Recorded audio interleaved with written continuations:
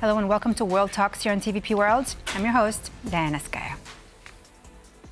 U.S. President Donald Trump has gotten into the history books in the Middle East over the weekend. Now that he appears to have secured a ceasefire in Gaza, here in the CEE region, the question we ask ourselves is, could that momentum motivate him to seek an end to the war in Ukraine? Or might this Middle Eastern success actually complicate his efforts to broker peace in Europe? Well, joining me now to discuss is Marcin Bużanski, the director of the Center for Diplomacy and Negotiation at the Collegium Civitas. Marcin, so glad to have you here with us on TVP World Talks. So let me go straight into it. Now, President Trump got huge credit this weekend for helping to secure a ceasefire in Gaza. Do you think this breakthrough could inspire him to pursue a similar peace push in Ukraine, or alternatively, the opposite? Could the Gaza deal actually give Trump a sense of accomplishment where he's convinced that he's already proven his peace credentials and reduce his appetite to actually get involved further in Ukraine? Not to mention that President Zelensky will be visiting him on Friday. Precisely. I think we'll be able to say a bit more about the current state of intent President Trump after the meeting on Friday. Considering his recent efforts in the Middle East, the success of the ceasefire, which of course has been long awaited by so many people in Gaza and in Israel, of course it gives him diplomatic credit to an extent, because we have to be very clear that it was known since the beginning of the war in Gaza that the only person with enough clout, with enough influence, both, especially over Israel, but also over some countries in the Gulf region who have influence over Hamas, would be President Trump. And at this time, he did use this influence. He pushed both sides, and we're seeing the result now of the ceasefire. Whether that translates into more lasting, into a lasting ceasefire, not to mention a lasting peace arrangement, there are high doubts about that, and we'll have to see. So, of course, the declarations that this is ending of a 3,000-year conflict, I mean, this is just the usual President Trump rhetoric, which has little really to say of reality. So if we take all of that and look at Ukraine, the situation is much more complex. Donald Trump doesn't have that kind of leeway over Russia or over Ukraine that he could really force a ceasefire or force a solution. He tried that and didn't succeed before, and we've seen the highest effort of that in the summit in Alaska, trying to influence Putin. That has clearly failed. He's acknowledged several times himself that he was mistaken thinking that he can end that conflict in one day. So what we see today is actually signs that Trump would be ready to support more Ukraine in its efforts to pressure Russia by increasing sanctions on countries that are buying oil from Russia, by possibly providing Ukraine with the longer range Tomahawk missiles, which could hit targets inside Russia, further inside Russia to 3,500 kilometers, which could mean, of course, military bases, oil refineries. This is all to be discussed. That decision hasn't been taken, but it is put on the table, and this current diplomatic push is part of it. So if we see more of that pressure being put on Russia through Trump's effort to support Ukraine, I think that could be a step towards a change in dynamic and potential move towards a ceasefire. Or maybe it's an indispensable step for that to happen, because Putin and Russia only understand the language of force, and they will not be negotiated into a ceasefire. They can only be forced into one by overwhelming pressure and power coming from Ukraine and from its allies. At this point, it can only happen with the U.S. support. That was exactly my next question to you. You did mention Tomahawk missiles deliveries to Ukraine. Marcin, do you think that Friday President Zelensky will walk out with what he hopes to achieve? It is hard to say at this point. I think, there's a lot of opposition in the U.S. itself, particularly in the military, to provide the Tomahawks, which is less to do with the battlefield in Ukraine, more to do with the logistical stockpiles and where the Tomahawks are set in different military sites across the world and in stockpiles in the U.S. But even if that happens, this could be sequenced.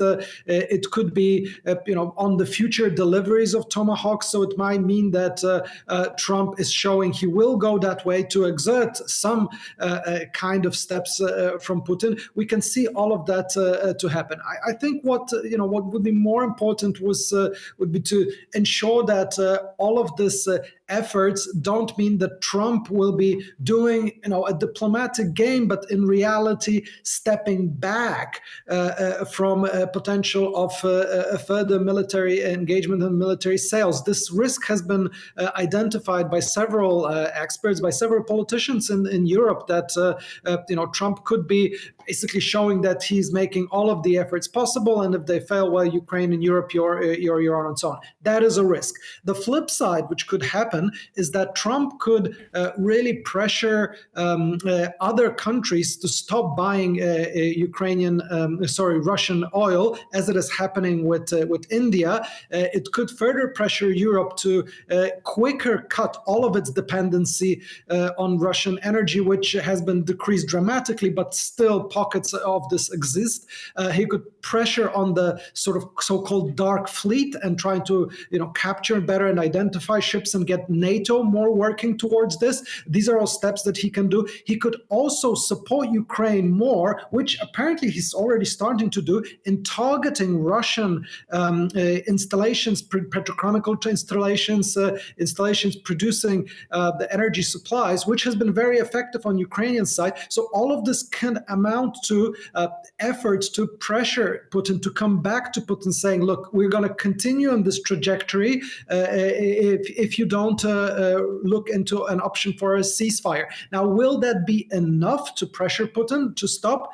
I have my doubts. I think we're going to see this conflict continuing for quite a long time, and Putin is really banking on Donald Trump getting tired of it and simply turning himself into the other page. And I believe he might look into finding an opportunity to give Trump some kind of a diplomatic field to, on one hand, have a success, maybe of some kind of another meeting. On the other hand, to allow him to walk away from a long-term support for Ukraine, and that's what Putin would want to do. Marcin, but like you said, earlier on, when I first asked you if whether or not you thought that Trump's success, quote unquote, in Gaza would now lead him to actually focus and get the job done to end the war in Ukraine. But let me ask you this. You said some very important things. You're saying he's already begun, helping Ukraine more and whatnot. But do you think that, now what it looks like is he's going on this global peace agenda, and let's not forget he's still very much determined to get that Nobel Peace Prize, right? On the other end, you're saying also that Putin might sort of try to shift him away, put his concentration on another meeting or whatnot. It's quite divided. And if we just go back to Trump did talk about the war in Ukraine at the Knesset, at the Israeli parliament. He did say some things there.